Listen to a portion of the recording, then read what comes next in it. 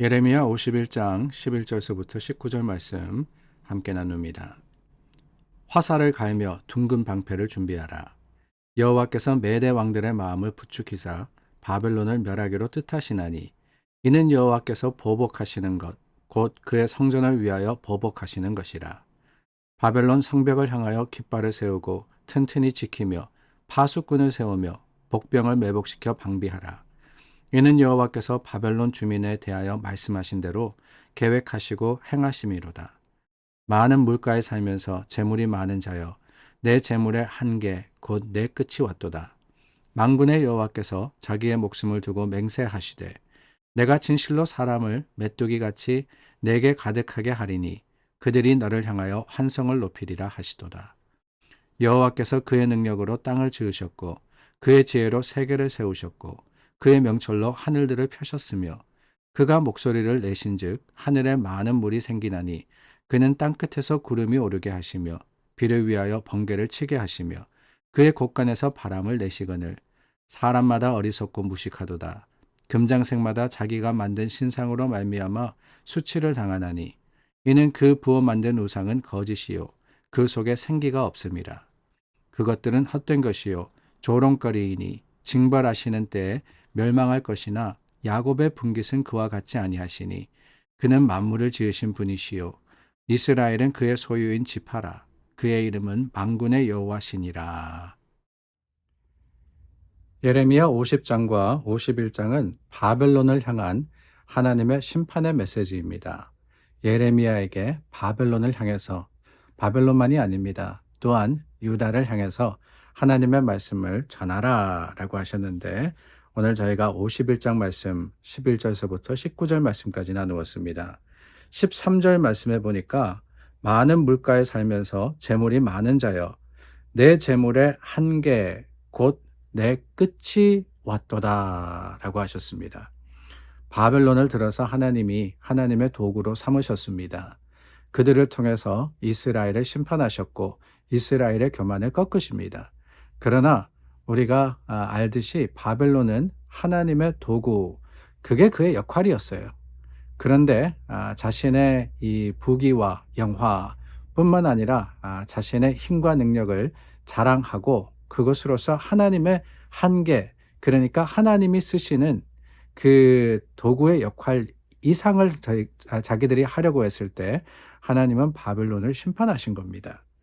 그 13절 말씀에 나오는 이 한계라는 이 단어가 참 중요하지 않나라는 생각이 듭니다.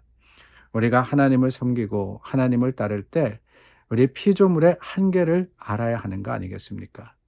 우리가 많은 것을 누리고 많은 것을 할 수 있다 할지라도 우리는 우리를 지으신 창조주 하나님과 함께 할 수 없는, 비교할 수 없는 그런 존재라는 것을 인정해야 합니다. 그래서 우리의 한계, 우리의 그 끝이 있다라는 것을 늘 인정하며 살아야지만 우리 하나님 앞에 겸손할 수 있는 거 아니겠습니까? 재물의 끝, 그 한계가 다 왔다라고 하셨습니다. 그렇습니다. 세상의 것들은 유한합니다.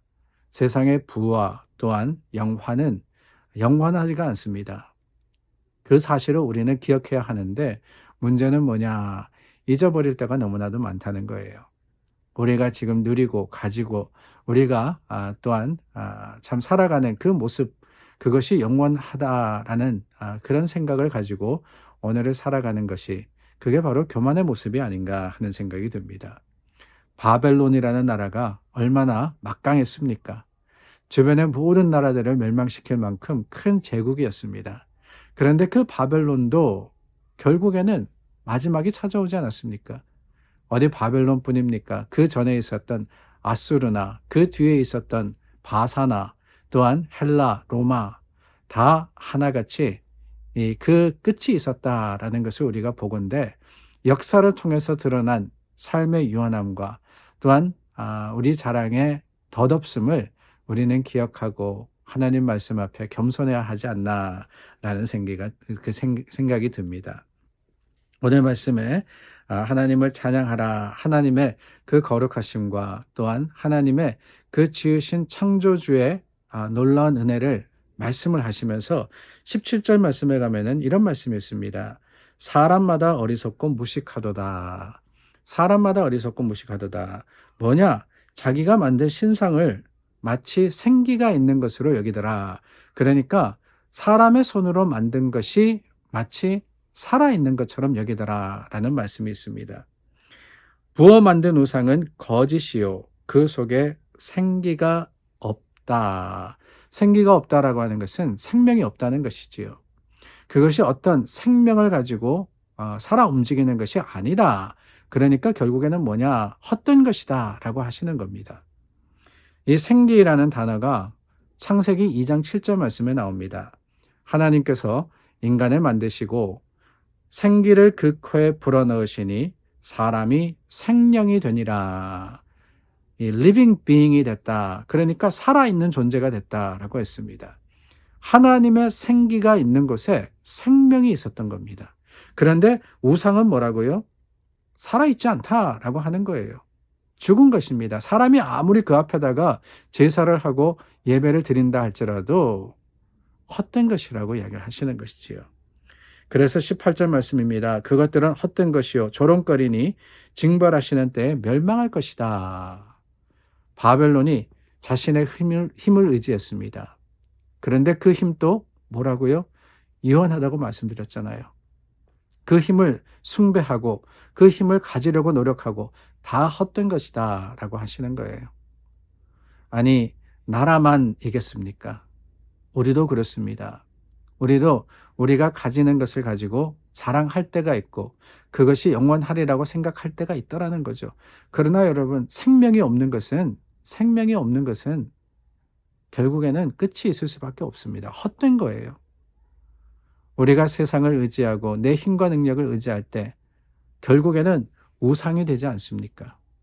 여러분, 우상이라는 게 그냥 이 어떠한 모양으로 만들어진 것만을 의미하는 것은 아닙니다. 상이라 그러니까 마치 신상이나 아니면은 어떠한 형상이나 이런 것을 생각하지만 우상 숭배라는 것은 그것만이 아니라 내가 생명으로 여기는 것.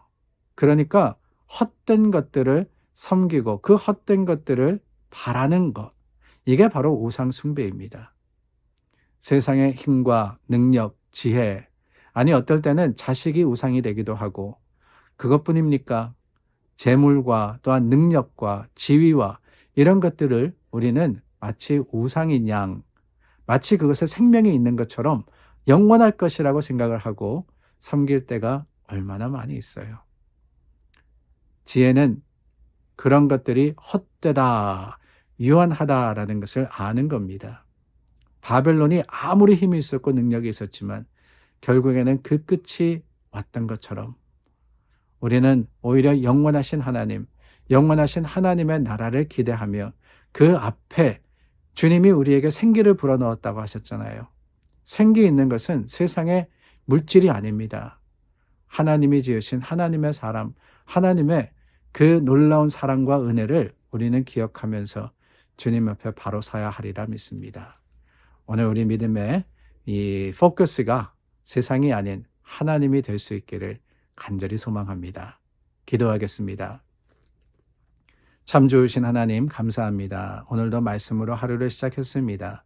오는 주간도 주님의 뜻 안에서 하나님을 따라 사는 생명 있는 자들이 되게 하여 주시옵소서.